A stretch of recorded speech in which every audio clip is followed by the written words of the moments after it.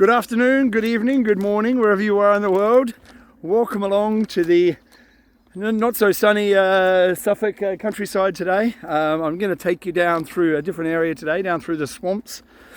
Welcome along. Thank you very much for joining me on this walk and talk and through the forests and through the swamps of in Suffolk on this nice day. I mean, I'm out here in a t-shirt or a collared shirt, just going for a stroll. I've had to go for an extra stroll today just to sort of work off a bit of upset and anger from events that took place earlier today that I'll get into in just a minute. But welcome along. Great to have you here. If it's your first time here, welcome. Absolutely wonderful that you're here. I hope you enjoy what I'm doing here today. If you're a returning subscriber, thank you very much for subscribing. Really appreciate your support and you being here to listen to me ramble on, really. So welcome. So today I'm doing something, I wasn't going to do this video today. I was going to do something completely different. But events transpired today that meant that I had to do it. So bear with me while I go through this information. I am going to be reading something today about it is called the Nuremberg Code. I wrote it all down. I wrote down the first point of the Nuremberg Code and the Nuremberg Code for a very, very specific reason. Now, earlier today, someone that I know very well that works in the health sector, let's put it that way,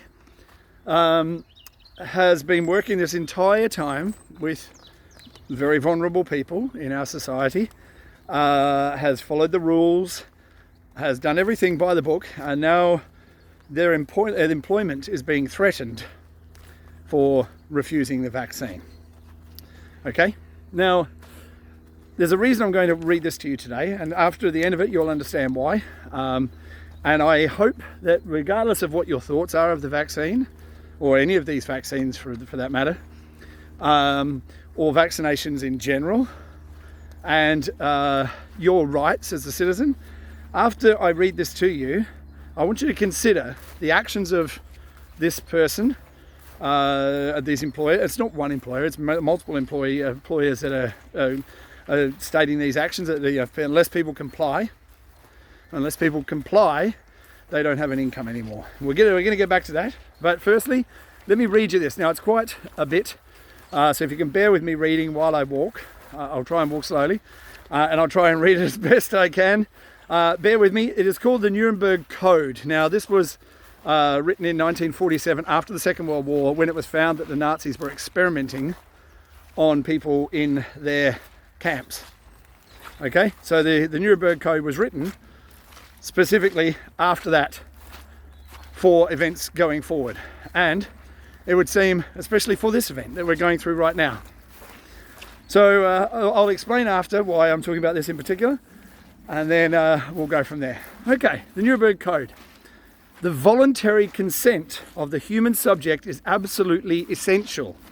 This means that the person involved should have legal capacity to give consent, should be so situated as to be able to exercise free power of choice without the intervention of an element of force, fraud, deceit, duress, overreaching, or any other form of constraint or coercion, and should have sufficient knowledge and comprehension of the elements of the subject matter involved as to be able to, is to enable him to make an understanding and enlightened decision.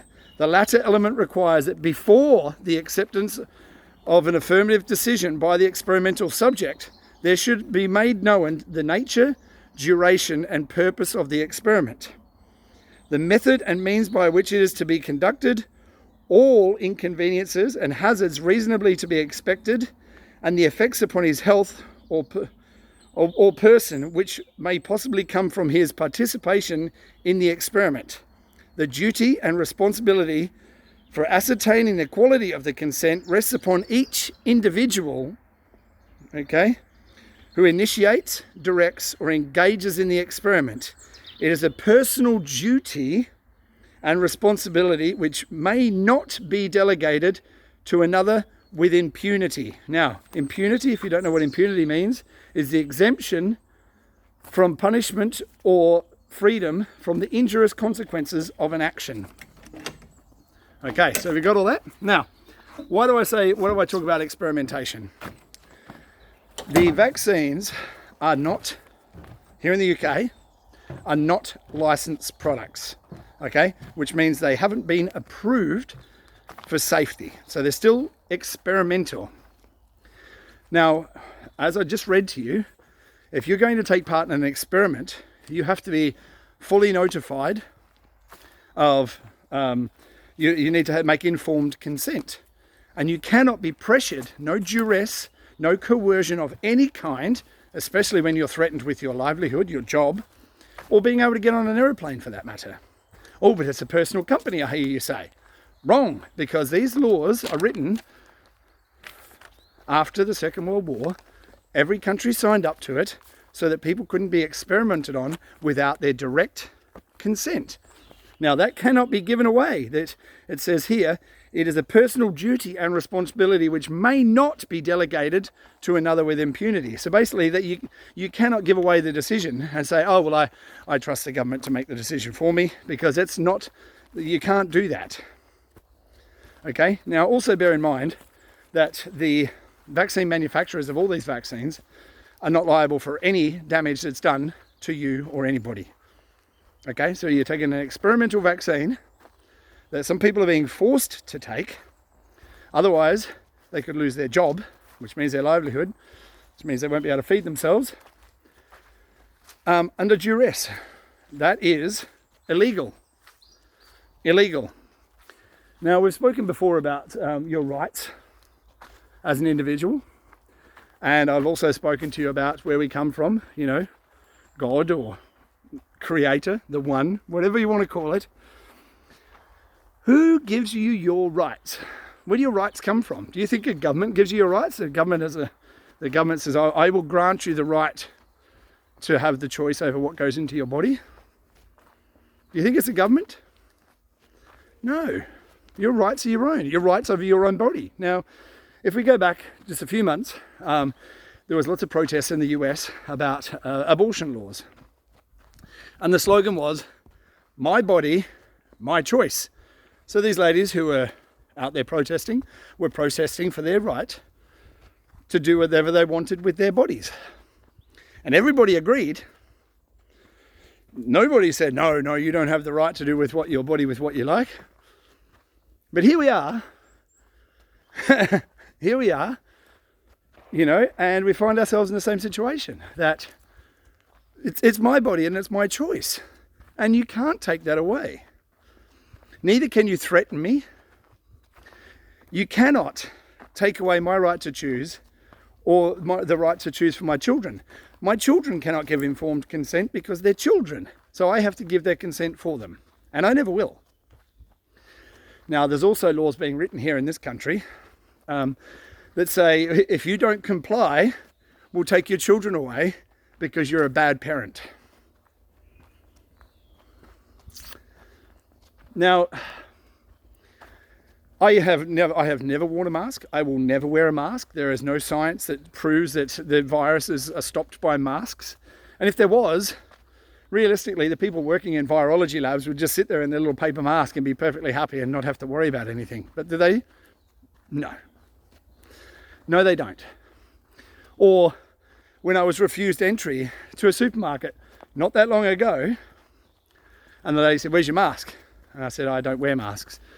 And she carried on. She just kept on pressing. I said, "Well, okay, while we're on the subject, where is your brown shirt?" She's like, "What are you talking about? Where's your brown shirt?" She said, "What are you talking about, my brown shirt?" And I said, "You're a Nazi. Where's your fucking brown shirt?" I've spoken about Nazis before as well. What we're seeing here is fascism. If you dare to speak, you are quickly shut down. Trust the science, we're told. Okay, there is no credible science, zero credible science that masks will stop a virus. Zero. Okay? And especially not when you have your t-shirt like that. That's a mask apparently. As long as you've got your face covered, That's a mask. Now, I've seen plenty of videos of people talking about, oh, well, you don't just directly say no to the vaccine, or you don't just directly decline, because then you go on a blacklist. You have to do it in such a way that you say, well, maybe if you can, no. I will never, ever take one step. Not 1 step, not 1 inch. I will never give, not even a micron, to tyranny, which is what this is. Medical tyranny. It's fear porn at its worst, absolute worst. As you can see, I'm upset. I went for a long walk today to try and get that out of me. We've been dealing with this for a year. And if we go back to the beginning of this whole thing, 2 weeks to flatten the curve to make sure in this country that the NHS or the hospitals weren't overwhelmed. Okay, so it's just 2 weeks, we were told. Okay, which has turned into a year, nearly a year that I haven't been working. Just 2 weeks to flatten the curve. And then it's just a mask and it's just 6 feet. Now it's just a vaccine. Now it's just a vaccine passport. So you're not allowed to travel anywhere unless you can prove that you've been vaccinated. How far are we willing to go down this road? How far are you willing to go down this road? I have been ridiculed, mocked, said that I'm a science denier. I have been threatened. I have taken shit from every single angle. But I'm not giving. I will never give. I will never ever take one step just to make my life a bit easier. You know what? I'll just do it because it's just easier. No. Never will I take one step. Never will I take a step. Well, I'm sorry you can't come back to work. Fine. Expect a letter from my solicitor.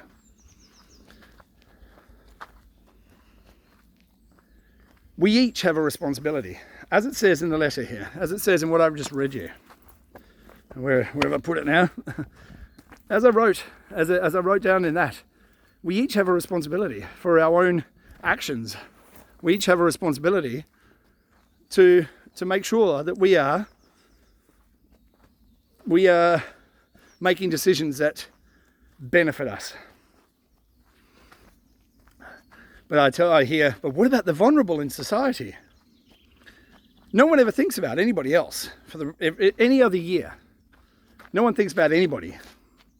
Oh, but what about the vulnerable? What about all the elderly people who die every single year? No one bats an eyelid. Never, ever before in history has anyone said a word that hundreds of thousands of people die every year.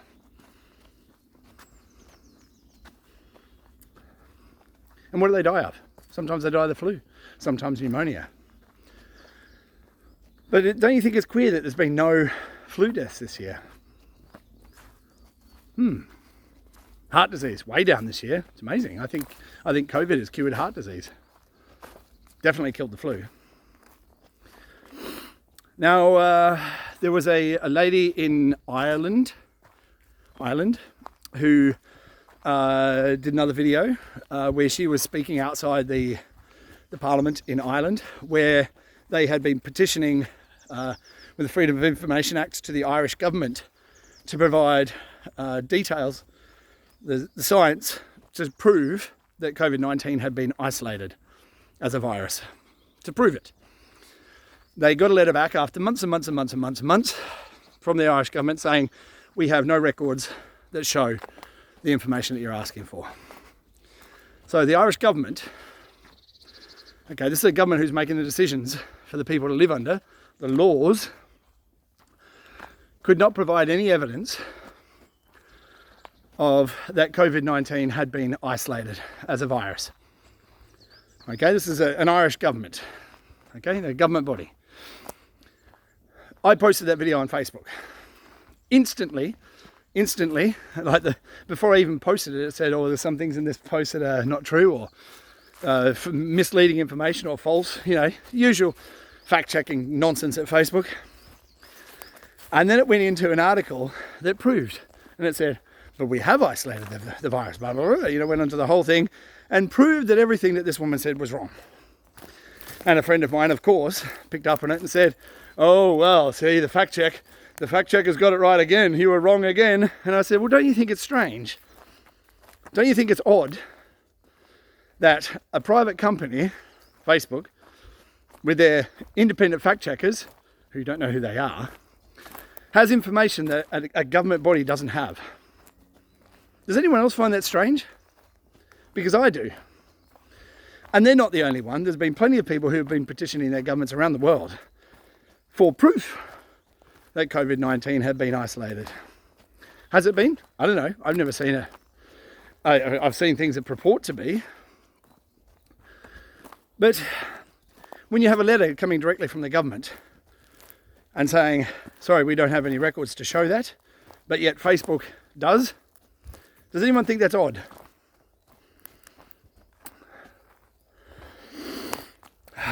We are part of a psychological experiment. And it is to have us reliant on the government, you know. But, you know, the government said, well, but don't worry. We here in the UK, we get furlough pay. So basically, the government said they'll pay up to 80% of your wage, up to 80%, to a maximum of £2,500. Then you have to pay tax on that, of course, you know. So 80% of your wage. Now, I personally get 30% of what I was earning. But then you're reliant on the government. Now, for those of you who don't know, in China they have something called the social credit score. Okay, social credit score is exactly as you'd imagine it. You know, if you do something wrong, if you have a speeding ticket, or if you jaywalk, or if you speak out against the government, because communism's wonderful, that you lose points on your social credit score. And the Chinese government, whether you realize it or not, is very, very far ahead with their spying on their citizens, which is exactly what every other government in the world wants to be. So then they have more control. So if you dare to speak out against the government and these bullshit that's going on right now, or if you dare to even read a letter, read a page about the Nuremberg Code that shows that this is experimental, whether you think it is or not, it's an experimental vaccine, that if you dare to speak out, you lose points on your credit score, on your social credit score. And if you get to a point where you lose enough points on your social credit score in China, you can't buy a train ticket. So let's say you live in the city, but your family lives out in the, you work in the city, but your family lives out in the country. And during your holidays, you go from the city on the train out to the country to go and visit your family.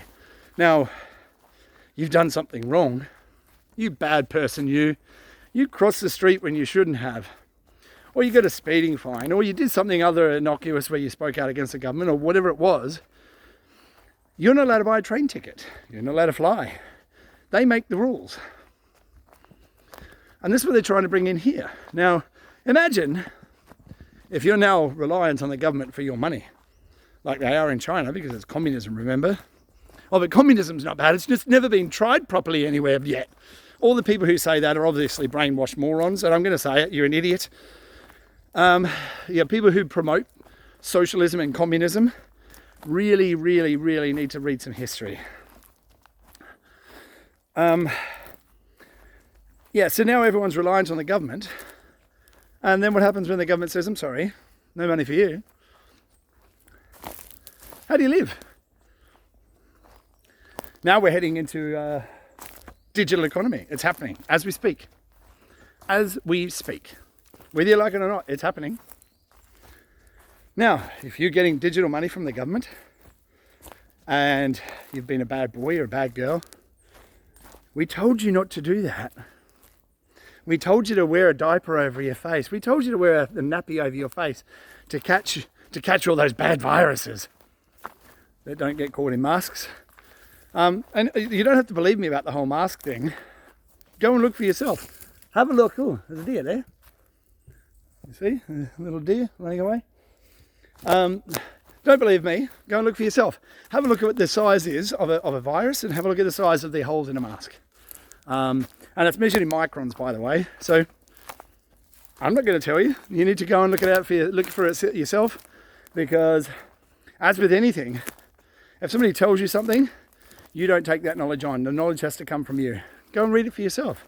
If you honestly believe that a paper mask or a piece of cloth like your t-shirt is going to stop a virus that has a 99.9% survival rate, by the way, then you're delusional. Oh, but it could stop a couple of drops. A couple of drops of what? How do why do you have an immune system? How does your immune system work? By coming into contact with bacteria, viruses and germs so that your body can build up a resistance to it. Herd immunity, they call it. When you come into contact with a virus or a bacteria or something, then your body, your immune system, that has developed over generations, so we're told. Okay, we evolved, so we're told, to where we are. Now we're going to set back evolution and say, well, no, we can't rely on our bodies to do the job anymore. We have to rely on a vaccine. Now, there's no natural immunity anymore. Immunity has to come from a vaccine. Okay?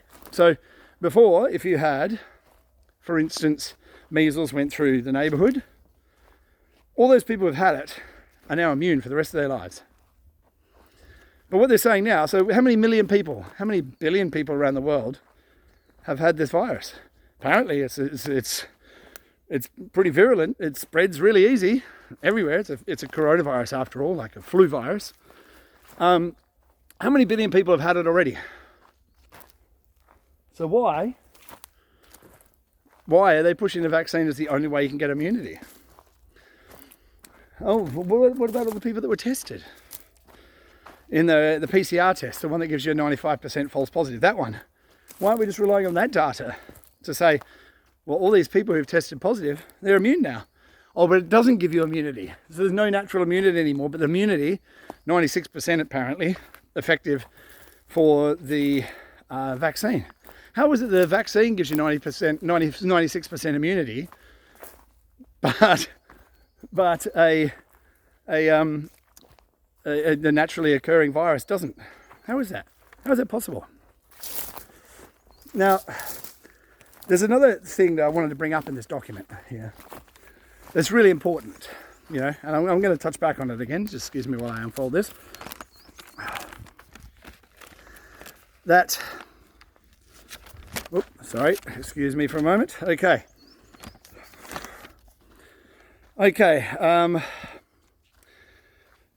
That before the acceptance of the affirmative decision by the experimental subject, there should be made known to him the nature, duration, and purpose of the experiment. Duration is important. Now, here we are a year later after they told us 2 weeks to flatten the curve. Now, the duration has changed, obviously. Okay? The duration has changed. Now, if we say, okay, it's just the duration of the vaccine as the experiment, okay? Because it is an experimental vaccine, so let's make sure that's clear to everybody. The duration of the experiment, okay? Now we're told, well, we'll give one dose and then we should be okay. And then they say, no, now it's 2 doses, okay? So has the duration of the experiment changed? Yes. So even people that say they are informed and they're informed consent, were they told the duration of this experiment? Were they told that 1 shot would do it? Were they told 2? Were they told 3? We were told 1 originally. 1 dose, 96% effective. 2nd dose, like the 2 masks. Yeah, 2 masks, double as effective, obviously. But the duration of the experiment is changing constantly because we just don't know. So every parameter of this experiment so far, informed consent, how many people are told, how many people are shown the vaccine insert with the ingredients of the vaccine? 0. That's not the white power sign, by the way. 0 people have been shown the vaccine insert. 0. And if you were told about the dangers of accepting an experimental vaccine. Every single parameter of this experiment has been fraudulent. Every single one. So I don't tell people what to think or what to feel or what to do. You have to decide for yourself. Do you want to have an experimental vaccine, which is what it is, unlicensed, with an unknown duration of the experiment, and then taking part in that experiment without knowing the full consequences of your actions? Knowing that all the vaccine manufacturers have immunity from injury or death or harm to your person. Then it's your choice. And if you believe that it works and it's safe and effective, then be my guest and have it. And if it is safe and effective, then me not having it will have no bearing on you whatsoever, because you're protected, right?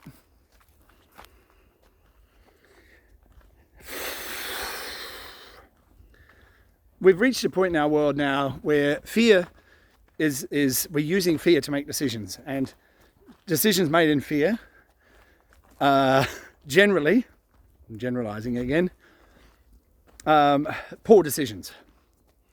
The fear has been ramped up by the media, by the governments of the world. For what reason? Look at Sweden. Let's go to Sweden. Sweden, no extreme lockdowns, no mask mandate. They said, oh, we're just going to go for natural herd immunity. All the governments of the world, criticise them. Sweden, how dare you? Oh. Look at Sweden. They're back to normal. There's no excess death. No excess death anywhere in the world. No excess death. Standard. It's a bad flu year. Sweden is going along and doing its thing. People are going to restaurants, no masks, no bullshit, no social distancing, no nonsense. And they're not alone. They're not alone. There's been plenty of places in the world that have done that, but we're not hearing about that, are we? Why? We're not hearing about the protest marches in Germany. We're not hearing about the protest marches in Romania. Why is that? There's a narrative that's been fed to us to keep us living in fear, to keep us reliant on a government that doesn't have our best interests at heart. Now, the reason I read you that document, go and read it for yourself. I will put it in the pinned comments underneath where you can go and read it for yourself. Go and read the whole document. That was just the first point.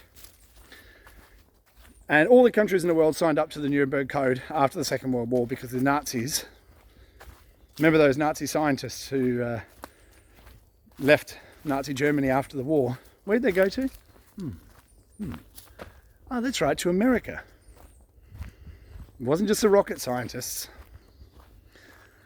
The scientists who left Nazi Germany after the war, these are the people who were doing experiments on people in these camps. They went to America.